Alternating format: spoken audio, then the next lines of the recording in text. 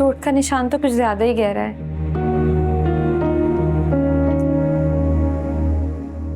मैंने तुम्हारा बिगाड़ा ही क्या है? अब तुम अपनी बहन पर इल्जाम लगाओगी? आप बहुत गलत कर रही हैं। प्लीज ऐसा मत करें। क्या बच्चों जैसी बातें कर रही हो? जब तुम्हें पता है कि तुम्हारा शौहर गुस्से और जज्बात से काम लेता है, इतना बेवकूफ है, उसे तो ये भी नहीं पता कि सच क्या है और झूठ क्या है, और तुमने उसे जाकर मेरी शिकायत लगा दी।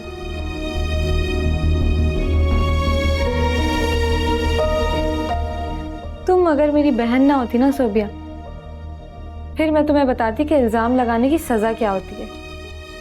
आप इस घर में सुकून रहने दें। बात अगर यहाँ से निकली तो अम्मी अब्बू फिर से परेशान हो जाएंगे।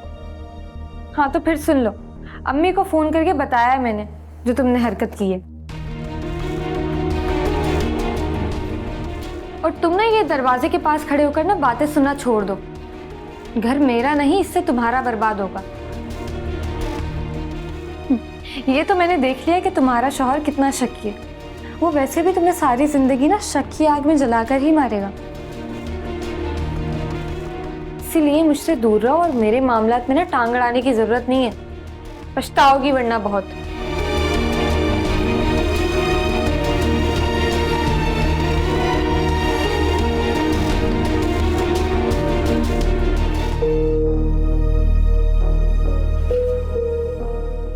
हाँ, हेलो बेटा। हेलो अम्मी। सोबिया बेटा, क्या हुआ? तुम रो क्यों रही हो? क्या हुआ है? कुछ नहीं हुआ अम्मी। बेटा कुछ नहीं हुआ तो तुम रो क्यों रही हो? और ये साइमा की भी कॉल आई थी, हुआ क्या है तुम मुझे बताओ। अम्मी मैं बस इतना कह सकती हूँ कि साइमा आप ही को समझाएं। सोबिया बेटा, तुमने सरमद से कोई बात की थी? जी अम्मी। सोबिया बेटा, तुम्हें क्या हो गया है? तुम इतनी समझदार हो, ये सारी बातें तुमने मुझे क्यों नहीं बताई? बेटा इस तरह के मामलात शौहरों से डिस्कस नहीं करते। अच्छा तुम मुझे ये बताओ, सरमद ने कुछ कहा तो नहीं? नहीं अम्मी, लेकिन मैंने जो सुना था वही सरमद को बताया था। मुझे लगा कि ऐसे मैं अपना और आप ही का घर बचा सकती थी।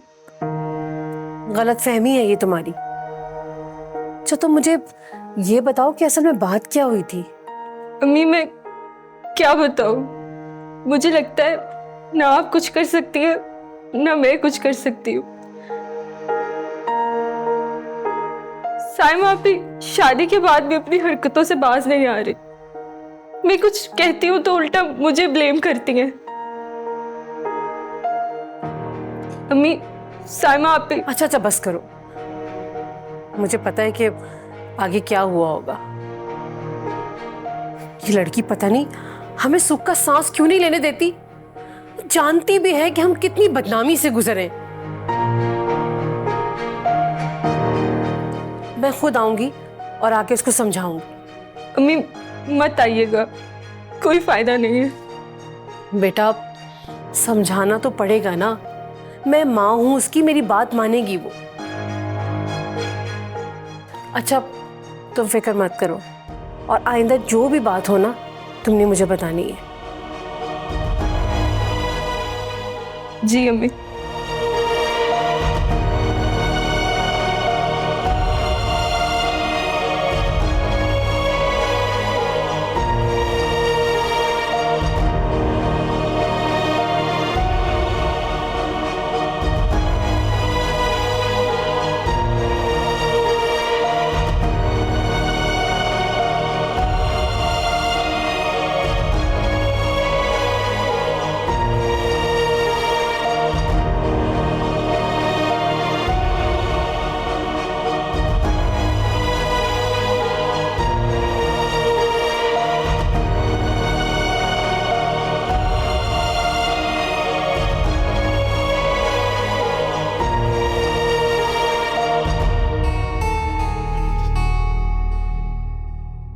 मुझे समझ नहीं आता, थोड़ी देर के लिए घर से जाओ तो घर में एक नई मुसीबत खड़ी होती है।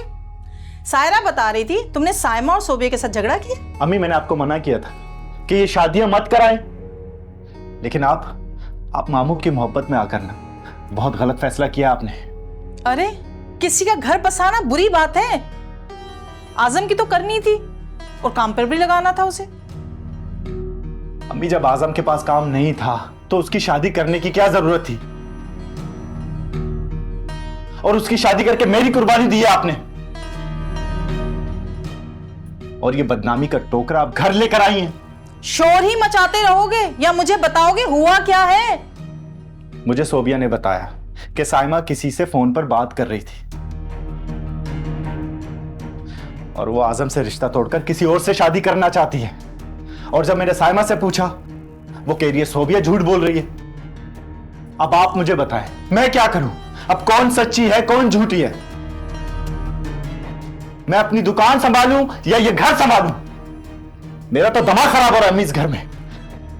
बेटा झगड़ा करोगे शोर तो मचेगा और 4 घर में बात पहुंचेगी और ये हमारी बदनामी है। तो मैं भी यही कह रहा हूं ना अम्मी, ये बदनामी घर लाने की क्या जरूरत थी? बेटा जो होना था हो गया, अब हमें सुकून से बात करनी है। सुकून से बात नहीं होगी अम्मी, बिल्कुल नहीं। आजम से कहीं ये रिश्ता तोड़ दे, तलाक दे दो उसे। घर जाकर करना है करे जो करे, बस तलाक दे दो उसे। तुम पागल तो नहीं हो गए? आजम साइमा को तलाक देगा तो क्या तुम भी सोबिया को तलाक दोगे? मैंने सोबिया को समझा दिया, आप टेंशन न लें, बस मुझे साइमा का इलाज करना है।